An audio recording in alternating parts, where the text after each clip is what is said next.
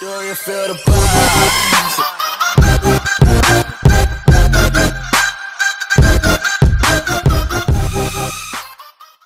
Hello and hi students. இந்த செஷனில் நம்ம என்ன பார்க்க போகிறோம் அப்படின்னா electrochemistry page number 39 variation of molar conductivity with concentration. ஜென்ரலாக பார்த்தீங்கன்னா மோலார் கண்டக்டன்ஸ் அப்படிங்கிறது உங்களுக்கு தெரியும். அதாவது the conductivity of a solution containing 1 mole of electrolyte or solute அப்படின்னு சொல்லலாம். ஸோ அப்போ இங்கே என்ன அப்படின்னு கேட்டிங்கன்னா இங்கே ஃப்ரெட்ரிக் கோல்ட்ராஷ் அப்படிங்கிறவர் என்ன பண்ணுறாருன்னா molar conductance of different electrolyte are different concentration அதை வந்து கொஞ்சம் ஸ்டடி பண்ணுறாரு. அப்படின்னா என்னென்னா டிஃப்ரெண்ட் எலக்ட்ரோலைட் தட் மீன்ஸ் என்னென்னா NaCl, KCl, HCl, ஓகே, அந்த மாதிரி டிஃப்ரெண்ட் எலக்ட்ரோலைட் எடுத்துக்கிட்டு அதுக்கு எல்லாத்துக்கும் மோலார் கண்டக்டன்ஸ் எப்படி இருக்குது. அதே மாதிரி ஒரே எலக்ட்ரோலைட் இப்போ ஃபார் எக்ஸாம்பிள் ஒரு HCl எடுத்துக்கிட்டு அதுக்கு ஒரு கான்சன்ட்ரேஷன் தட் மீன்ஸ் என்ன அப்படின்னு கேட்டிங்கன்னா தட் மீன்ஸ் நம்ம வாட்டரை ஆட் பண்ண அதனுடைய இது வால்யூம் இன்க்ரீஸ் ஆக மொலாரிட்டி என்ன செஞ்சுட்டே இருக்கும், இன்க்ரீஸ் ஆகும். அப்படின்னா டைல்யூஷன் இன்க்ரீஸ் ஆகிட்டே இருக்கும். அப்படி டைல்யூஷன் இன்க்ரீஸ் ஆகும்போது வாட் ஹேப்பன் தி கண்டக்டிவிட்டி அப்படிங்கிற ஒரு விஷயத்த அவர் ஸ்டடி அவுட் பண்ணுறாரு. அப்போ அவர் ஸ்டடி அவுட் பண்ணும்போது அவர் என்ன செய்கிறாரு அப்படின்னு கேட்டிங்கன்னா dilution increase ஆக the conductivity which will be increases, that is the conductance of molar conductance of electrolyte is increases within the dilution. So அந்த விஷயத்தை இங்க சொல்லியிருக்காங்க பாருங்க, the molar conductance of an electrolyte solution with increase in the dilution.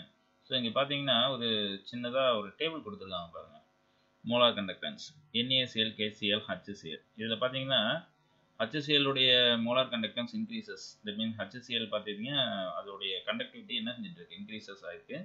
அதே மாதிரி KCl பார்த்தீங்கன்னா அதுக்கு அடுத்தது, NaCl பார்த்தீங்கன்னா இங்கே கொஞ்சம் கம்மியாக இருக்குது இல்லையா. சரி, ரைட்டு. இப்போது இன்னொரு ஒரு விஷயம் என்ன அப்படின்னு கேட்டிங்கன்னா அதோடைய கான்சன்ட்ரேஷன் பார்த்துங்க.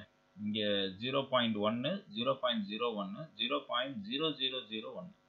தட் மீன்ஸ் என்னென்னா இங்கே போக போக இந்த வால்யூம், அதாவது டைல்யூஷன் என்ன, வால்யூம் ஆஃப் வாட்டர் இன்க்ரீஸ் ஆகிட்டு இருக்குது. மீன்ஸ் டைல்யூஷன் இன்க்ரீஸ் ஆகிட்டே இருக்குது.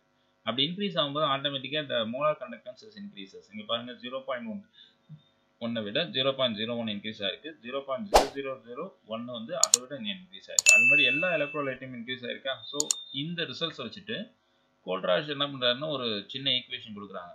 தட் மீன்ஸ் என்னென்னா இதை நீங்கள் படிக்கும்போது லாம்டா எம்னு படிக்கணும். இது எப்படி படிக்கணும், லாம்டா எம், இது லாம்டா நாட் எம். லாம்டா எம்ங்கிறது என்னன்னா மோலார் கண்டக்டன்ஸ், லாம்டா நாட் எம்ங்க அப்படிங்கிறதுனா molar conductance at infinite dilution.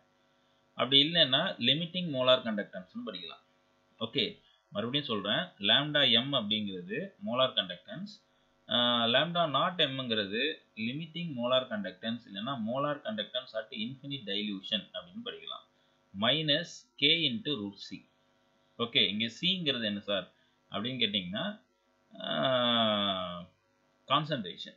Okay, so இந்த equation, the above equation represents the straight line of the form y equal to mx plus c. Hence the plot of lambda m versus root c. இங்கே கொடுத்துருக்காங்க பாருங்க, lambda m versus root c. இதில் ரெண்டு electrolyte எடுத்துக்காங்க பாருங்க, ஒரு strong electrolyte, ஒரு weak electrolyte. ரெண்டு எலக்ட்ரோலைட் வந்திருக்காப்பா. So gives a straight line with a negative slope of minus k. Okay, so அந்த ஒய் இன்டர்செப்ட் என்ன சார் அப்படின்னு கேட்டிங்கன்னா லிமிட்டிங் மோலார் கண்டக்டன்ஸ். இங்கே ஒரு ஸ்ட்ரைட் லைன் வருதா, இந்த ஸ்ட்ரைட் லைனுக்கு ஒரு ஸ்லோப் எடுக்கிறீங்கன்னு வச்சுக்கலாம். ஃபார் எக்ஸாம்பிள் ஒரு சின்னதாக ஒரு ஸ்லோப் ஒன்று எடுக்கிறீங்க இப்படி. ஓகே, இப்படி ஒரு ஸ்லோப் எடுக்கிறீங்க அப்படின்னா இதோடைய வேல்யூ பார்த்தீங்கன்னா மைனஸ் கே, இதோட ஸ்லோப் வேல்யூ வந்து மைனஸ் கே. ஓகே, ஸோ இதனுடைய எக்ஸ்ட்ராபுலேட் பண்ணி இந்த இடத்துல ஒரு இன்டர்செப்ட் வருது இல்லை, இந்த இன்டர்செப்ட் தான் ஆக்சுவலி என்னென்னு அப்படின்னா லாம்டா நாட் எம். அப்படின்னா என்ன அப்படின்னு கேட்டிங்கன்னா limiting molar conductance or molar conductance at infinite dilution அப்படின்னு சொல்லிட போகிறோம்.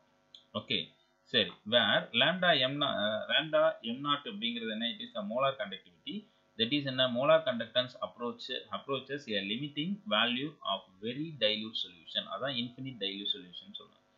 ஓகே, சரி, next for a strong electrolyte KCl, NaCl இங்கே பார்த்தீங்கன்னா ஒரு ஸ்ட்ரைட் லைனாக வருதுன்னு சொல்லியிருக்காங்களா.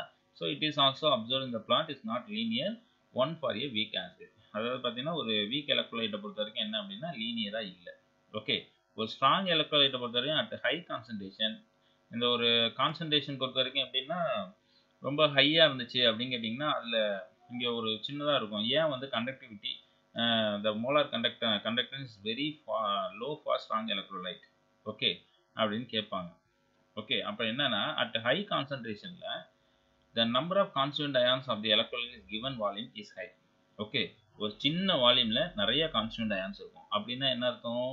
இதுக்கு என்ன இருக்கும் அப்படின்னு கேட்டிங்கன்னா attractive force between the oppositely charge ions also high. More over அதில் டைல்யூஷன் இன்க்ரீஸ் ஆகும்போது அங்கே என்ன கேட்டோம்னு கேட்டால் ஒரு விஸ்காசிட்டி இன்க்ரீஸ் ஆகும். அப்போ விஸ்கஸ் நேச்சர் இன்க்ரீஸ் ஆச்சுன்னா the movement of ions are என்னது வெரி லெஸ். ஓகே அப்போ இங்கே பாருங்கள் moreover ions also experience viscous drag due to the greater solvation. Solvation என்ன இந்த சால்வெண்ட்டில் இருக்கக்கூடிய அந்த movement. Okay so these factors attribute the low molar conductivity. இந்த ஃபேக்டர்ஸ் தான் என்ன அப்படின்னா at high concentration stronger electrolyte having the low molar conductivity. But ஆனால் டைல்யூஷன் போக போக போக போக என்ன நடக்கும் அப்படின்னு கேட்டிங்கன்னா ஆட்டோமேட்டிக்காக அதோட கண்டக்டிவிட்டி என்ன ஆகிடும் இன்க்ரீஸ் ஆகும். ஸோ இங்கே பார்த்தீங்கன்னா இது ஹை கான்சன்ட்ரேஷன், போக போக இந்த இடத்துல டைல்யூஷன் வந்துக்கிட்டே இருக்கும். Okay when a dilution is increases the ions are far apart. எல்லா அயான்ஸும் எப்படி இருக்கும் தனித்தனியாக வந்துடும். ஏன்னா water concentration medium concentration increase ஆகும்போது எல்லா இதுவும் என்ன ஆயிரும் வால்யூம் இன்க்ரீஸ் ஆயிரும். அப்போ ஆட்டோமேட்டிக்காக they are for apart and the attractive forces are decreases. At infinite dilution ions are so far apart the interaction between them becomes insignificant. அது ரெண்டுத்துக்கும் இடையில இருக்கக்கூடிய அந்த இன்ட்ராக்ஷன் பொறுத்த வரைக்கும் ரொம்ப குறைவாக இருக்கும். and hence the molar conductivity is increases and reaches the maximum value at infinite dilution. இங்கே கொடுத்துருக்காங்க பாருங்க. ஓகே அப்படின்னா என்ன அர்த்தம்னா ஆப்போசிட்லி சார்ஜ்டு அயான்ஸ் இருக்குல்ல. இப்போ NaCl இருக்குன்னா Na plus plus Cl minus இருக்குது அப்படின்னா ஆப்போசிட்லி சார்ஜ்டு அயான்ஸ் என்ன செய்யணும் அப்படின்னு கேட்டிங்கன்னா நீ வந்து கரண்ட்டை பாஸ் பண்ணும்போது தே ஆர் ஃப்ரீலி மூவ். அப்படி ஃப்ரீலி மூவாக இருந்துச்சு அப்படின்னு கேட்டிங்கன்னா they are easily conduct. Okay so அதான் for a weak electrolyte at high concentration the plot is almost. அதை இங்கே பாருங்கள் இது ஹை கான்சன்ட்ரேஷன். இந்த பிளாட் பார்த்தீங்கன்னா almost parallel to the X axis that is concentration. Okay ஒரு சர்டைன் இன்டர்வல் முடிஞ்சதுக்கப்புறம் திடீர்னு பார்த்தீங்கன்னா ஒரு சர்டைன் டைல்யூஷனில் which is suddenly increases conductivity என்ன இருக்கும் அப்படின்னா suddenly increase ஆகி which is goes on parallel to the lambda ion. Molar கண்டக்டிவிட்டிக்கு அப்படியே போயிட்டு இருக்கும். அதுதான் இந்த லைன்ல சொல்லியிருக்காங்க பார்த்தீங்கன்னா தெரியும்.